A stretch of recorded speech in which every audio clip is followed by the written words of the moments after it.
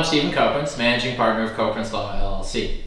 I'm talking today about a major shift in the world of small business government contracting, because the SBA has finalized its universal mentor-protege program for all small businesses.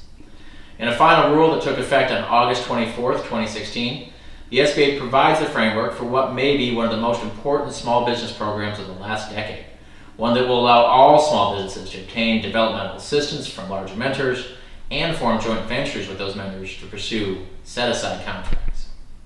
First things first, while I've been using the term Universal Mentor-Protege Program for the last year and a half to describe this new program, the SBA apparently has had a change of heart when it comes to terminology.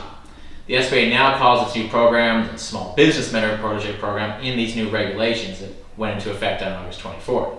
The SBA's website, meanwhile, calls the program the quote-unquote All Small Mentor-Protege Program. All small is a tad too cutesy for my taste, so I'll stick with universal for now. Now back to the program itself.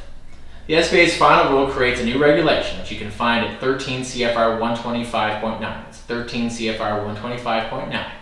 And the rule is titled, What are the rules governing SBA's Small Business Mentor-Protege Program? The new regulation sets forth the framework of the Small Business Mentor-Protege Program. Just like the long-standing and popular 8A Mentor-Protege Program, the new Universal Mentor-Protege Program creates a framework under which mentor firms will provide a wide variety of potential benefits to their proteges. As a general matter, any company that demonstrates a commitment and the ability to assist small businesses may act as a mentor and receive benefits from this new Mentor-Protege Program. Mentors then can be large or small businesses. In order to qualify, a prospective mentor must demonstrate that it's capable of meeting its commitments to the protege. The SBA will evaluate a prospective mentor's financial health, such as by reviewing the mentor's tax returns, audited financial statements, and/or SEC filings if it happens to be a publicly traded company. A mentor must also possess what's called good character. That means it can't appear on the government's list of suspended or debarred contractors. And once approved, a mentor must annually certify that it continues to possess good character and a favorable financial position. Now, a mentor generally will have only one protege at a time, says the SBA. However, the SBA may authorize a company to be a mentor to more than one protege at a time, when the mentor can demonstrate that the additional mentor-protege relationship won't adversely affect the development of either protege. Now, in practice, what that means is that the SBA is likely to approve a second mentor-protege relationship when the second one won't come into conflict with the first, where there's no conflict of interest between the two mentor-protege relationships, such as where the second protege and the first protege are not competitors. While mentors may, with SBA permission, have more than one protege, under no circumstances will a mentor be able to have more than 3 proteges at one time. And importantly, that limit on 3 proteges is an aggregate. It's an aggregate of proteges under both this new Universal Mentor-Protege Program and the separate 8A Mentor-Protege Program. So that means that if a mentor already has 3 8A proteges, it can't have a new protege under the Universal Program until one of those mentor-protege relationships expires. If control of the mentor changes, such as through a stock sale, the mentor-protege agreement can continue under the new ownership of the mentor. However, after that change in control, the mentor must express in writing to SBA that it acknowledges the mentor-protege agreement and certifies that it will continue to abide by its terms. In its proposed rule, the SBA suggested that a firm could not be both a mentor and protege at the same time. Now, in my public speaking on this mentor-protege program after the SBA proposed to implement it, I questioned this aspect of the proposal, noting that a firm may be well established in one line of work, but require mentoring in a second line of work. For example, a company may be a long-standing, well-established plumbing contractor and well-positioned to mentor another firm in that industry. But at the same time, that well-established plumbing contractor may require some mentoring in order to break into electrical work. Well, perhaps the SBA was listening to me, because the final rule deletes that restriction. The final rule provides that the SBA may authorize a small business to be both a protege and a mentor at the same time, where the firm can demonstrate that the second relationship won't compete with or otherwise conflict with the first.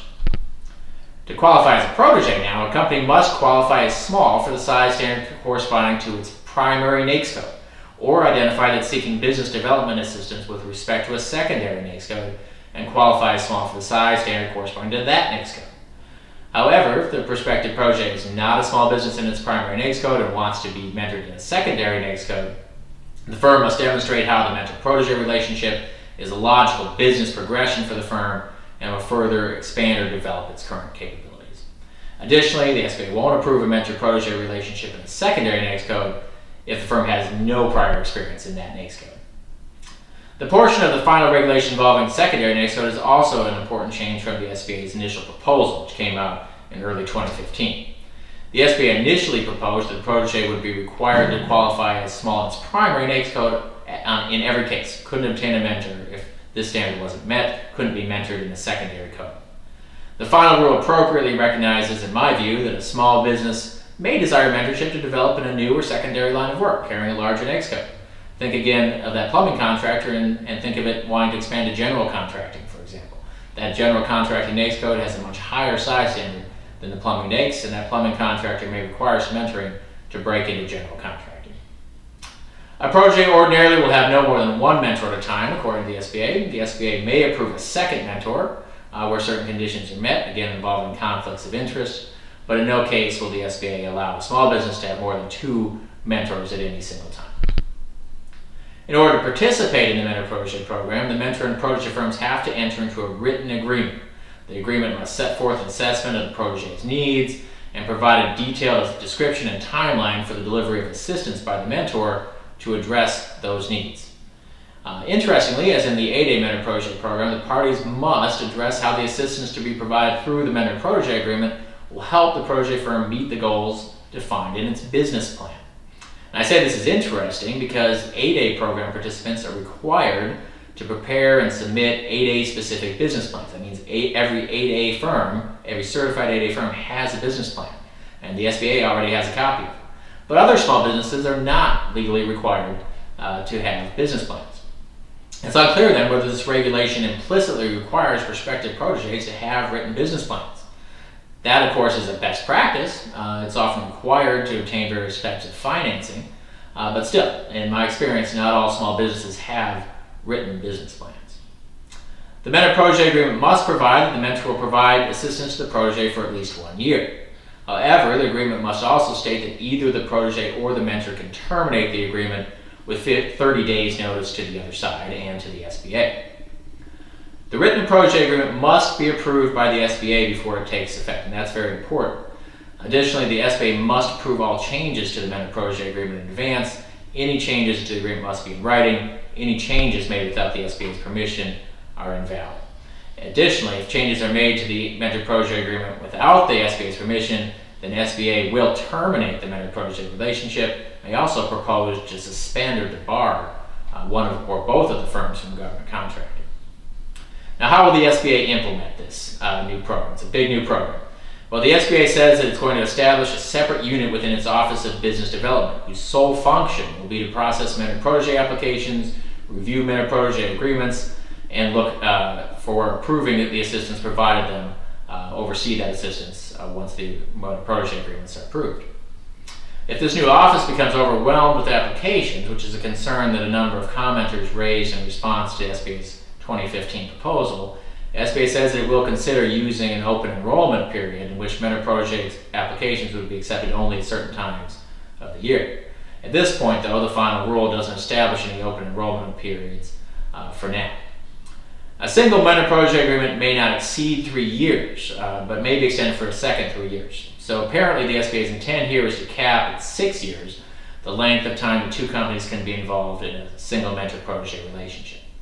In its commentary, the SBA explains that the mentor-protege program, I'm quoting here, the mentor-protege program should be a boost to a small business's development that enables the small business to independently perform much larger and more complex contracts in the future. It shouldn't be a crutch that prevents small businesses from seeking and performing these larger and more complex contracts on their own.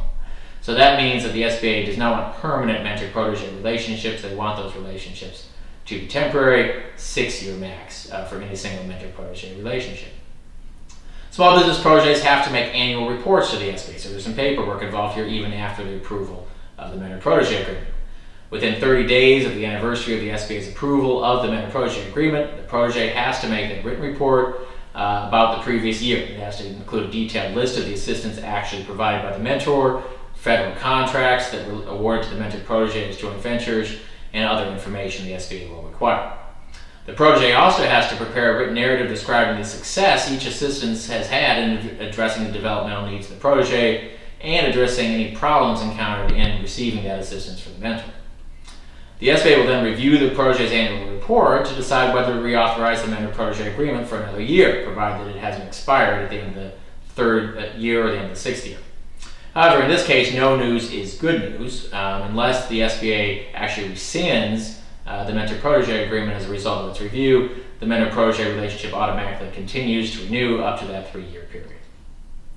If the SBA does determine the mentor hasn't provided the promised assistance, the SBA will give the mentor an opportunity to respond to that allegation. And if the SBA is unconvinced by the mentor's explanation, or if the mentor offers no explanation at all, then the SBA will terminate the mentor-protege agreement and will bar the mentor from acting as a mentor to anybody for the next 2 years. And on top of that, the SBA may also take other actions to penalize the mentor. After the mentor-protege relationship has concluded, the SBA will require the protege to submit a final report to the SBA about whether it believed the mentor-protege relationship was beneficial, as well as to describe any lasting benefits the protege received from the relationship. If the protege fails to submit the report, the SBA won't permit the protege to have a second mentor-protege relationship, either under the Small Business Mentor-Protege Program or under the 8A Mentor-Protege Program. The Small Business Mentor-Protege Program allows the mentor and protege to form joint ventures and compete for set-aside contracts based solely on the protege's side. So this is an important exception from the ordinary affiliation rules, and this joint venturing capability is one of the key reasons that mentors and proteges alike will want to participate in the SBA's new Universal Mentor-Protege Program. The ability for a joint venture comprised of a small business and a large business to pursue set-aside contracts for which the large business itself would ordinarily be ineligible, and for which a joint venture between the two would ordinarily be ineligible. A powerful exception from the ordinary size and affiliation rules. If a mentor-protege team does want to prepare a joint venture, the SBA must approve the joint venture agreement before the mentor-protege joint venture can avail itself of that special exception from affiliation. The joint venture agreement in turn has to satisfy the requirements of another new regulation the SBA has finalized. That one's codified at 13 CFR 125.8. 13 CFR 125.8. As is the case under the 8A Mentor-Protege Program, the Small Business Mentor-Protege Program also provides a broad shield from general affiliation between the companies. The SBA's new regulation states that, and I'm quoting here, no determination of affiliation and control may be found between a protege firm and its mentor based solely on the mentor-protege agreement or any assistance provided pursuant to the agreement.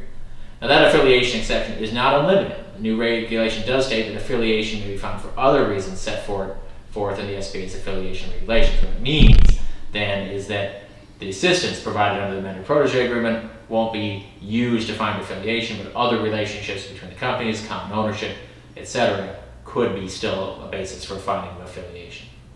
Now, although the SBA's final rule took effect on August 24, 2016, the SBA won't begin accepting applications for the new mentor-protege program until October 1st, 2016, about a month from when I'm speaking now. The SBA's new Small Business Mentor-Protege Program, in my view, will be a game changer in the world of small business contracting. For small and large businesses alike, now is the time to get working to take advantage of this extraordinary new opportunity.